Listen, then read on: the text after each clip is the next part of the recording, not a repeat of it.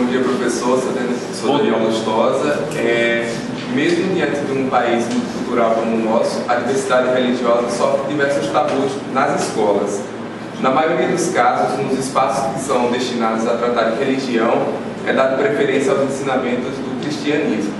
Como é que isso pode influenciar negativamente a tolerância a outras vertentes religiosas e qual seria a melhor forma de tratar esse assunto no ambiente escolar? Quero parabenizar aqui pelas perguntas tão pertinentes, que me dão a oportunidade de falar desse campo. O campo é imenso, esse campo é multitemático. Então vocês me dão a oportunidade de falar desse campo nas suas diversas possibilidades. Vamos falar agora de um tema delicado e crucial para a diversidade religiosa, que é o ensino religioso. O ensino religioso hoje no Brasil é objeto de manipulação, de uso, perdoe a palavra, politiqueiro dele, e ao mesmo tempo ainda de manutenção da ultrapassada, velha e, por que não dizer, em grande parte deletéria catequese do passado. Eu não estou dizendo que toda catequese seja deletéria, mas esta catequese escolar é deletéria em muitos casos e deixa memória, deixa traumas em estudantes há décadas e décadas no sistema educacional brasileiro. Basta você entrevistar, ouvir, no caso de vocês aqui da área de comunicação, né, pessoas que tenham passado por esse processo, e certamente você, na maioria dos casos, vai ouvir depoimentos de algum tipo de trauma. Então, o ensino religioso hoje passa por esse momento. Mas há outro ensino religioso, que é mais silencioso, porque ele traz notícias boas, ele traz novidades civilizatórias, republicanas, e essas notícias boas não se espalham com a rapidez das notícias ruins. Mas nós temos trabalhado muito para que esse ensino religioso seja percebido no país. É uma coisa tão imperceptível, com a dimensão que já tem. Posso dizer, por exemplo, para vocês que na Paraíba, ainda com dificuldades em relação a setores do ensino religioso, mas com uma política estadual voltada para a diversidade religiosa e para a ciência das religiões, em João Pessoa, para falar aqui da nossa vaca fria, digamos assim, da nossa realidade, no Paraná, no Mato Grosso, no Amazonas. Eu estive no Amazonas, impressionante, aqueles professores, alguns levaram 6 dias para chegar até o Manaus para assistir o curso. Impressionante ouvir aqueles professores como eles estão lidando com o imenso desafio de estabelecer ensino religioso com diversidade religiosa em áreas indígenas, onde o assunto é muito delicado, porque trata-se, nesse caso, de uma intromissão da civilização branca no mundo indígena, onde a diferença, a distinção entre religião e cultura não existe. Essa é uma distinção do homem ocidental contemporâneo. Para nós, cultura é uma coisa, religião é outra. Nesses grupos indígenas, não. Como acontece em alguns países do mundo, como acontece, por exemplo, na Índia. Religião e cultura é uma coisa só, né, naquele país. Agora, não é a nossa tradição, nem é o que nós queremos no Brasil. Então, há muitas situações delicadas. Falando de um modo geral, eu sou membro de uma coordenação nacional do Fórum do Ensino Religioso, FONAPER, Fórum Nacional Permanente do Ensino Religioso, e tenho vivido isso intensamente em termos de buscar o estado da arte. Um ensino religioso que atue pela diversidade religiosa, apresentando todas as cosmogonias, apresentando a riqueza simbólica, dando aos conteúdos de religião igualdade, isonomia, e não como ainda faz um ou outro professor, 90% de cristianismo, 10% das outras. O cristianismo, inclusive, é muito conhecido. Um ensino religioso vinculado às ciências das religiões, numa tradição de ruptura com a catequese. Para quem não sabe, a área de ciência das religiões surgiu no século XIX exatamente de dentro dos cursos religiosos, de pessoas religiosas que não aceitavam o mandonismo do clero na vida intelectual delas. Foi assim que a área surgiu. É um processo dialético muito interessante. Em geral, historiadores, pessoas que têm uma formação de história no século passado, no século XIX, melhor dizendo, e que saem de dentro das instituições religiosas, rompem, são perseguidos quase sempre, que é outro grande mau hábito do clero cristão, de uma maneira geral, protestante e católico, não muda muito, fundam uma área nova, rompendo com o religiosismo, e nesta área vai sendo acrescentado ao longo desse século e meio todo um cabedal científico que hoje representa no Brasil e no mundo a melhor institucionalidade acadêmica possível para o estudo das religiões. Então o ensino religioso deve ser isso. O que é que o ensino religioso não deve e não pode ser? Ele não deve e não pode ser o que ele é, por exemplo, no Rio de Janeiro, onde dois governos garotinho, ele e ela, casal evangélico, decidiram criar no ensino religioso um ambiente de segregação claro, e fizeram do ensino religioso um instrumento de divulgação religiosa de todas, entre aspas, as religiões. Então, para dar uma ideia a vocês, teoricamente, se você tem uma sala de 50 alunos no ensino fundamental do Rio de Janeiro, na hora da aula de ensino religioso, um grupo vai com um pastor, porque é evangélico. Outro grupo deve ir com um padre ou com um diácono, alguém da igreja católica, porque é católico. Evidentemente, esses são os dois grandes grupos, que é o reflexo da hegemonia no país. Grupos pequenos vão para outras tradições, principalmente espiritismo e religiões africanas. Essa estrutura reafirma a divisão e usa a escola para o proselitismo religioso. Cada um vai para o seu lado fazer pregação religiosa. A escola não pode ter pregação religiosa. É um ato inconstitucional evidente. É um ato que lesa a vida republicana com muita clareza. Não existe possibilidade da política pública defender os espaços públicos para pregação religiosa.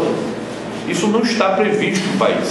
Como também não está previsto, por exemplo, contratação de show religioso por prefeitura ou por governo do estado. Isso acontece à torta e direito, aí à direita. De vez em quando você encontra aí um show religioso pago por uma prefeitura, por um governo estadual. Então, da mesma maneira que não pode contratar um show, não pode fazer da escola um campo de pregação religiosa. Então, várias ações foram tentadas contra essa situação, e vocês sabem que, ao mesmo tempo que você tem a situação do ensino religioso, tem aquela da magistratura, né? Às vezes uma ação dessa vai exatamente no magistrado, membro da Associação dos Magistrados Cristãos. Então o que acontece? Ele engaveta, ele esquece, ele dá um provimento contrário à Constituição. Então é uma luta ainda no início. No momento que houver legislação nacional, vai ficar mais claro e mais simples.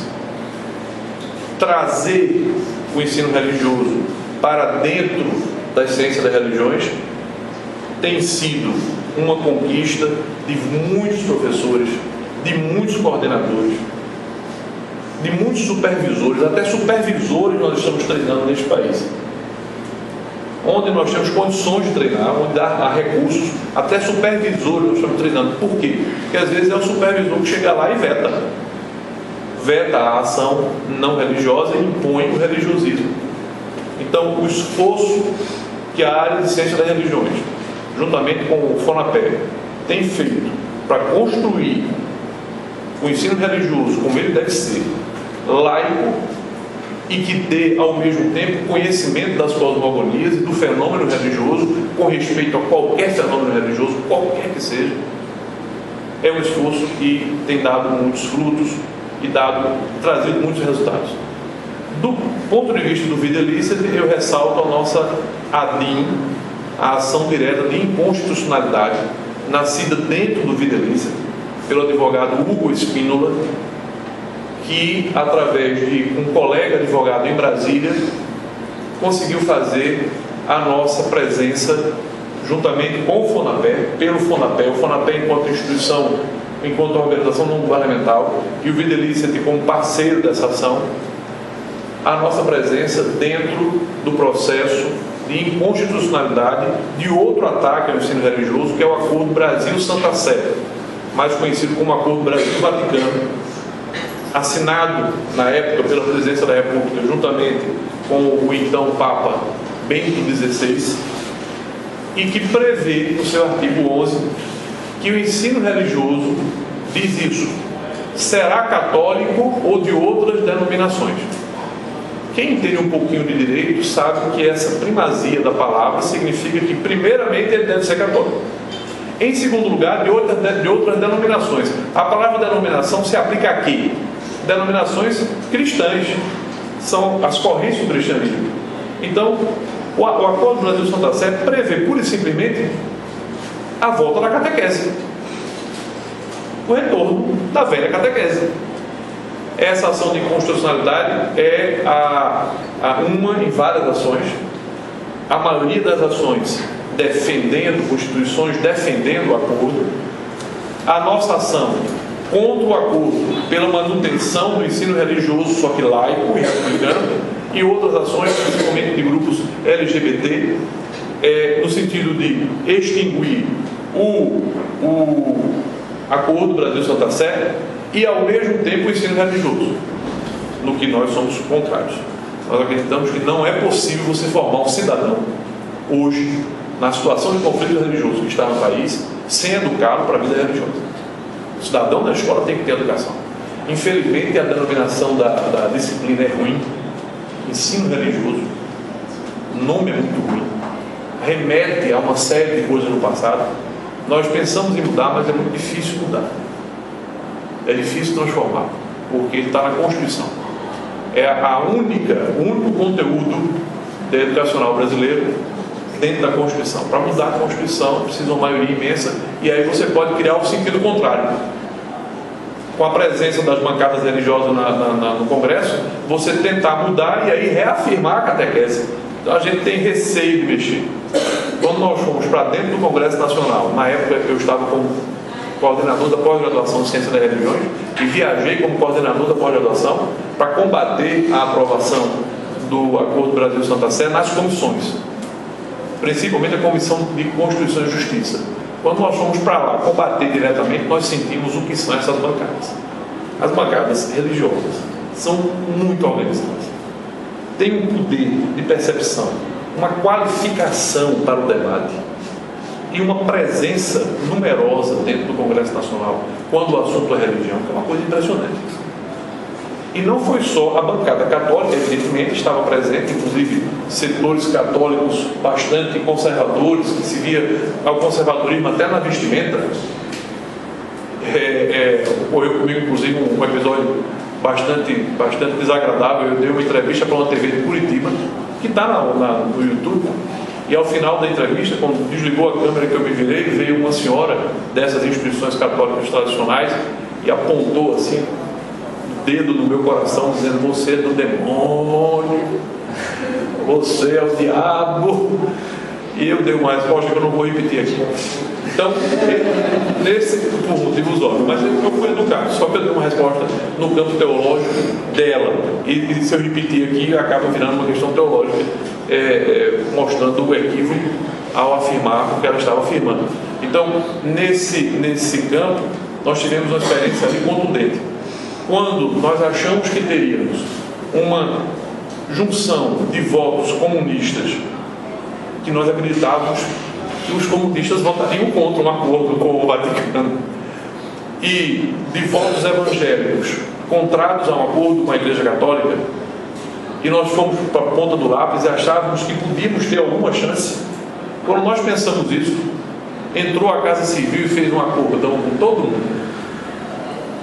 Os comunistas votaram a favor e os evangélicos também, porque foi dada a eles uma lei que dá igualdade de tratamento às igrejas evangélicas nos mesmos termos do Acordo Brasil-Santa Sé. Então, na hora H, na hora da votação, nós fomos goleados em plenário, né? Não vou repetir o placar não. fomos goleados em plenário, o que deixou muito claro para mim, né? Foi uma situação muito traumática, o quanto essas bancadas são fortes, o quanto elas são poderosas. Inclusive, em 3 comissões, nossa palavra foi proibida. A palavra foi vetada.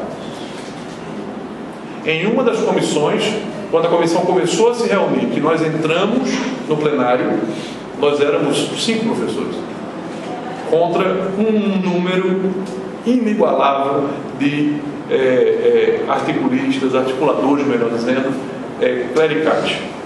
Quando nós entramos em plenário, as câmeras, há quem diga que não, é só uma coincidência, né? Mas as câmeras da TV Câmara foram desligadas, a reunião da comissão não foi transmitida, a palavra nos foi vetada, dizendo que não haveria palavra do público. Ao mesmo tempo, houve a distribuição de uma pasta preta, com conteúdo a respeito da votação por parte das pessoas de religião, e nós não tivemos acesso àquela pasta. Então, pense um ambiente republicano, onde você olha para o lado assim e pergunta: cadê a República? Onde estão os princípios de liberdade, de diálogo, a abertura do plenário, a clareza nas posições? Então, a minha sensação hoje é que nós estamos também, quando defendemos o ensino religioso laico e republicano, criando para o futuro, não é? Não, nós aqui, eu não vou ver, mas certamente vocês terão chance de ver, uma geração de brasileiros que tem educação escolar religiosa certa, bem feita, de maneira que quando ocupem cargos públicos, quando ocupem cargos na magistratura, tenham noção do que é e do que não é possível de se fazer em ambiente público, quando se está, por exemplo, numa posição de parlamentar, inclusive no caso alguns parlamentares do nosso estado, com os quais a gente tem até diálogo, mas que na hora dessa pressão repetem a mesma posição. O que é que leva a isso? No fundo, o que leva a isso é a conta matemática dos votos. Alguém chega lá para a Casa Civil e diz assim: olha, se houver um problema ali, tal igreja vai romper com o governo, ou vai romper com uma outra força política que seja até de oposição. Todos, governo e oposição, contam os votos, imaginando que tudo vai por água abaixo se permitir que a diversidade religiosa fale. Então, a grande luta hoje é essa. Onde está a ADIM? A ADIM está passando de ministro para ministro, de ministro para ministro, de ministro para ministro, sem haver uma decisão. Qual é a nossa avaliação? Que um ministro, qualquer que seja o ministro, não terá como defender a posição da Igreja Católica sem cometer uma flagrante aberração constitucional, que é o retorno da catequese. Então, para não se comprometer, eles vão protelando. Chegou a acontecer uma reunião lá que os membros do FONAPE apresentaram à assessoria de um dos ministros a ciência das religiões e o ensino religioso de origem científica, de base científica. Eles não conheciam. Eles estavam fazendo um parecer de uma ação de inconstitucionalidade sobre esse assunto. Desconheciam a existência desse ensino religioso. Por isso que eu digo, ele é discreto demais. E aí é preciso que a gente mostre mais. A gente precisa de vocês, da comunicação, para nos darem os caminhos de como mostrar mais claramente a existência desse trabalho, que é um trabalho duro, espinhoso, mas que vem caminhando muito bem.